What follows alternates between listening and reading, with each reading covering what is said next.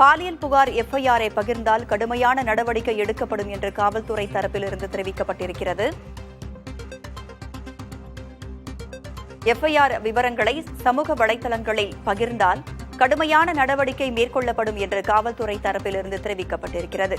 அண்ணா பல்கலைக்கழக மாணவி பாலியல் புகார் தொடர்பான எஃப்ஐஆர் விவரங்களை பகிர்ந்தால் கடுமையான நடவடிக்கை மேற்கொள்ளப்படும் என்றும், எஃப்ஐஆர் விவரங்களை சமூக வலைதளங்களில் பகிர்ந்தாலோ செய்தியில் ஒளிபரப்பினாலோ கடுமையான நடவடிக்கை மேற்கொள்ளப்படும் என்று காவல்துறை தரப்பிலிருந்து தற்பொழுது தெரிவிக்கப்பட்டிருக்கிறது. கூடுதல் விவரங்களோடு நமது செய்தியாளர் அன்பரசன் நம்மோடு இணைந்திருக்கிறார். அன்பரசன், காவல்துறை தரப்பிலிருந்து என்ன விவரங்களை சொல்லியிருக்காங்க?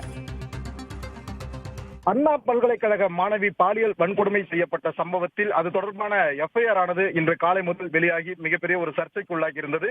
இந்த நிலையில்தான் சென்னை காவல்துறை ஒரு எச்சரிக்கையை விடுத்திருக்கிறது. குறிப்பாக எஃப்ஐஆரை பதிவிட்டாலோ சமூக வலைதளங்களில் பகிரப்பட்டாலோ அதே போன்று செய்திகளில் ஒளிபரப்பப்பட்டாலோ மாணவியின் பெயர் விவரங்கள் உள்ளிட்ட விவரங்கள் அனைத்தும் சமூக வலைதளங்கள் வாயிலாகவோ அல்லது செய்திகள் வாயிலாகவோ வெளியிட்டாலோ அந்த நிறுவனத்தின் மீதும் பரப்பப்பட்ட நபர் மீதும் கடும் நடவடிக்கை எடுக்கப்படும் என சென்னை காவல்துறையானது தற்போது ஒரு எச்சரிக்கையை விடுவித்திருக்கிறது. குறிப்பாக கடந்த 23ஆம் தேதி அண்ணா பல்கலைக்கழகத்தில் மாணவியை குளத்தூர்புரம் மண்டபம் தெரு பகுதியைச் சேர்ந்த ஞானசேகரன் என்பவர் பாலியல் வன்கொடுமை செய்தார். இந்த சம்பவத்தில் ஞானசேகரன் கைது செய்யப்பட்டு நேற்றிரவு சிறையில் அடைக்கப்பட்டிருக்கிறார்.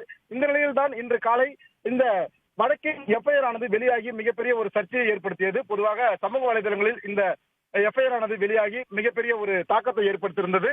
இதனால் பாஜகவின் மாநில தலைவர் அண்ணாமலை அவர்கள் இது குறித்து ஒரு அறிக்கையை வெளியிட்டிருந்தார். குறிப்பாக எதற்காக உடனடியாக இந்த எஃப்ஐஆர் ஆனது ஆன்லைனில் உடனடியாக பதிவேற்றம் செய்யப்பட வேண்டும் என்று ஒரு கேள்வி எழுப்பியிருந்தார். இந்த நிலையில்தான் சென்னை காவல்துறை அந்த ஆன்லைன் எஃப்ஐஆர் பார்க்கக்கூடிய அந்த தளத்தை மொத்தமாக முடக்கியிருக்கிறது. சென்னை காவல்துறை பயன்பாட்டை தவிர மற்ற யார்களும் பார்க்காத வண்ணம் அந்த மொத்தமாக முடக்கியிருக்கிறது. இந்த நிலையில்தான் தற்போது சென்னை காவல்துறை ஒரு எச்சரிக்கையை விடுத்திருக்கிறது. குறிப்பாக இந்த எஃப்ஐஆரை யாரேனும் வெளியிட்டாலோ செய்திகளில் பகிர்ந்தாலோ அதே போன்று பாதிக்கப்பட்ட மாணவியின் பெயர் உள்ளிட்ட விவரங்கள் வெளிவந்தாலோ அவர்கள் மீதும் அவர்கள் நிறுவனங்கள் மீதும் நடவடிக்கை எடுக்கப்படும் என ஒரு கடும் எச்சரிக்கை சென்னை காவல்துறையானது தற்போது தெரிவித்திருக்கிறது. காவல்துறையினர் முன்கூட்டியே யோசித்து இதை தவிர்த்திருந்தால், நடவடிக்கை மேற்கொண்டிருந்தார், இந்த சம்பவத்தை தவிர்த்திருக்கலாம். மேலும் ஏற்கனவே மாணவியுடைய பெயர் விவரங்கள் எல்லாம் சமூக வலைதளங்களில் பரவிய நிலையில் அந்த மாணவியின் நம்பருக்கு, தொலைபேசி எண்களுக்கு அழைப்பு வருவதாக அவருடைய தரப்பிலிருந்து வழக்கறிஞர் சொல்லியிருந்தாரே, அதற்கு என்ன நடவடிக்கை எடுக்கப் போகிறார்கள் காவல்துறை தரப்பிலிருந்து?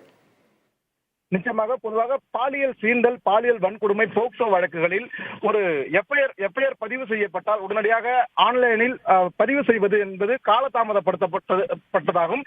ஆனால் காவல்துறையால் ஒரு எஃப்ஐஆர் என்பது ஆன்லைனில் பதிவு செய்வதற்கு அவர்களுக்கு முழு உரிமையும் உண்டு.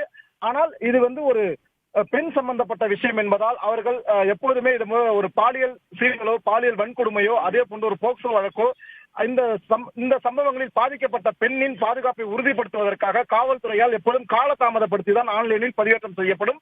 இந்த நிலையில்தான் இன்று காலை இந்த அண்ணா பல்கலைக்கழகத்தில் மாணவி பாலியல் வன்கொடுமை செய்யப்பட்ட வழக்கில் திடீரென ஆன்லைனில் சென்னை காவல்துறையானது அந்த எஃப்ஐஆரை பதிவேற்றம் செய்தது.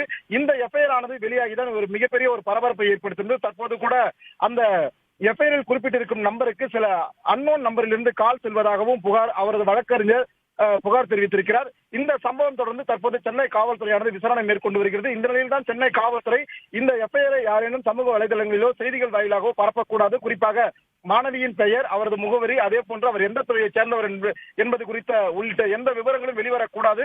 மீறி வெளியிட்டால் அவர்கள் மீது நடவடிக்கை எடுக்கப்படும் என சென்னை காவல்துறையானது ஒரு எச்சரிக்கை விடுத்திருக்கிறது. ராதா, எஃப்ஐஆர் விவரங்களை சமூக வலைதளங்களில் பகிரக்கூடாது என்று எச்சரிக்கை விடுத்திருக்கிறது காவல்துறை. முன்கூட்டியே இதனை யோசித்து இந்த நடவடிக்கையை முன்கூட்டியே எடுத்திருந்தால் இந்த சம்பவத்தை தற்பொழுது தவிர்த்திருக்கலாம். கூடுதல் விவரங்களை வழங்கியமைக்கு நன்றி அன்பரசன்.